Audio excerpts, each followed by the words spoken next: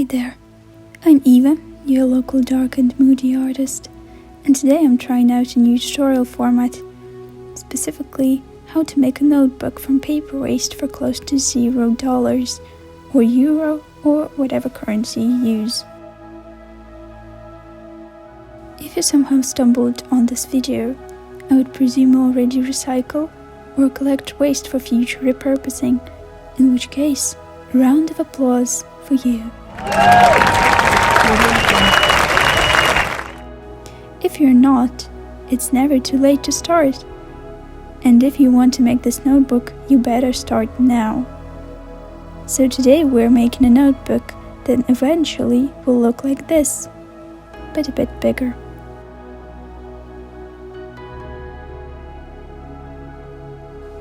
What you need is a bunch of paper waste, a pencil, scissors or a cutting knife, thread of any color, I personally prefer white, a needle, glue, and masking tape.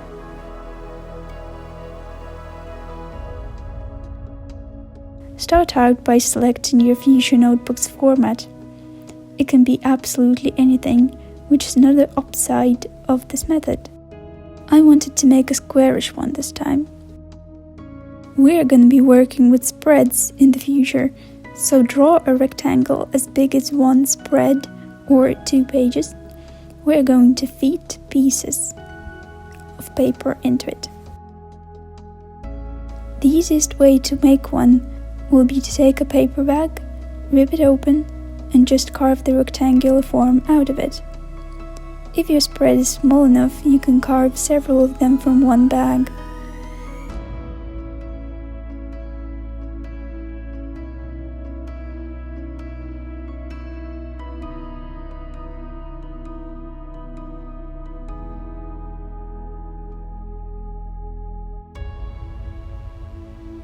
There are also 2 ways of cutting your paper.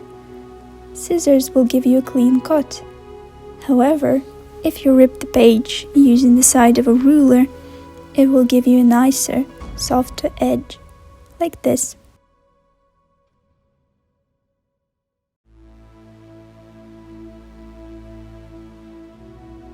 Another way of making spreads, the outcome of which I like a bit more, is to glue ripped pieces together, creating some texture on your pages. You can use it to recycle pieces of paper that are too small to fit a whole spread into them.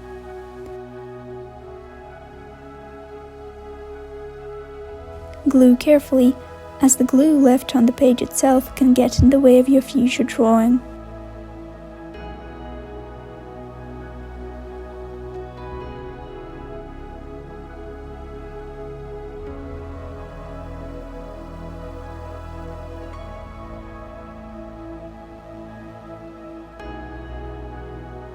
Now let's talk fun.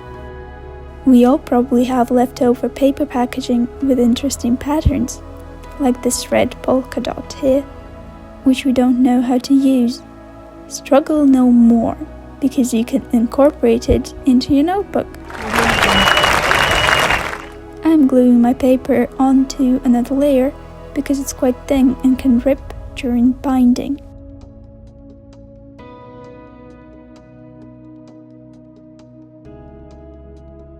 Last but not least, my personal favorite. If you follow me on Instagram, you already know that I make paper from leftover receipts.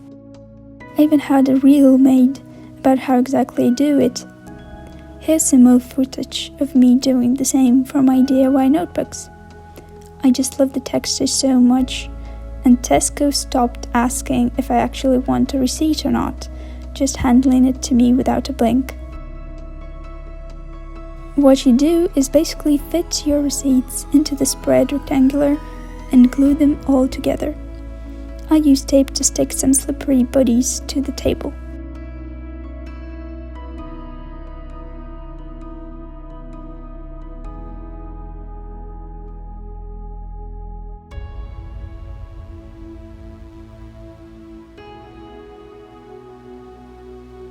And that's the 4 types of spreads I will have in my notebook.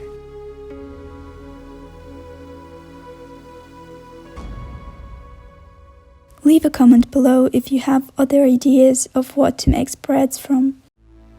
While I'm doing other spreads, let's talk why would you need a notebook like this. After all, no serious art can be made on scrap paper. Not all art medium will lie properly, so why would you go through the trouble? First and foremost, recycling. You give your paper waste a second life, and with all the deliveries we are getting now, that's a lot of waste. The statistics show that only 52 or 53% of paper waste is being recycled in the US. The European stats should be somewhat the same. So that's that, recycling. Second reason, new challenges. New textures like those you create while making this notebook will be your inspiration for new art. You can use this notebook for sketches, new ideas, and for fighting art blocks. When I'm stuck, trying out new things on a new, weird, torn page helps me with ideas a lot. Third reason, it's pretty. I find those pages very Instagrammable, to be completely honest with you. Just give it a try.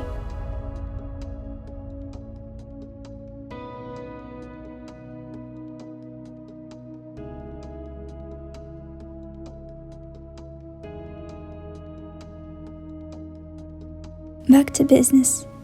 We finished our pages. I made 20 spreads. It's time to set signatures.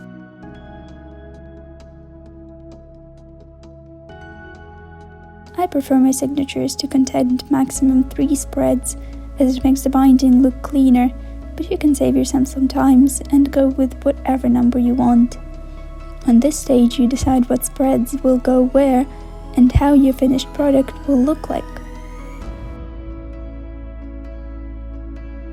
Moving on to the binding process. I was actually following a tutorial myself. It was called Kettle Stitch Bookbinding Tutorial by C. Lemon. I will leave a link to her tutorial in the description box because the footage of me doing it is a bit shaky. A lot dropped out of focus and it would be just easier for you to go look at a professional. The only thing I added for myself was clamps that I used to keep the signatures in place during the binding process.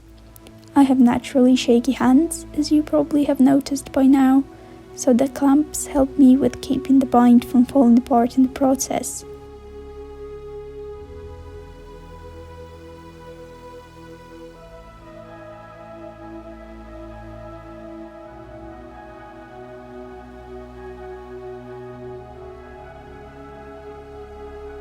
Finally, we have bound our notebook. You can see why I chose to use kettle stitch binding, just appreciate how pretty it looks. Now you can actually leave it as it is. The bind looks nice and clean, it will not fall apart, and you can start drawing right then and there. However, I wanted to go a bit further and make it look like having a proper cover. For that, you'll need some more glue. Mine is rubber latex based, but PVA will do just fine. And you will need another piece of paper somewhat bigger than your spread rectangle.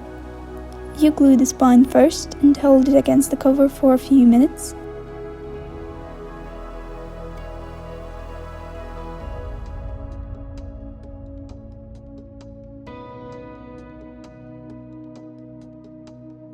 Then glue the rest of the cover paper to the first and last pages of your notebook.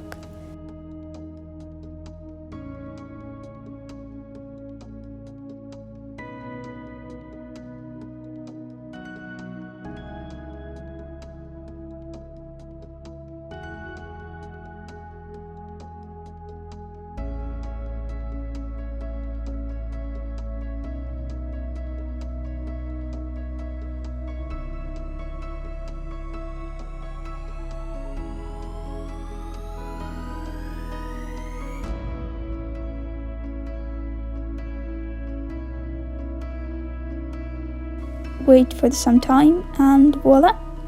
Your DIY notebook from waste and scraps is ready. You can use it for drawing, for journaling, or creating any kind of moody and spooky content out there.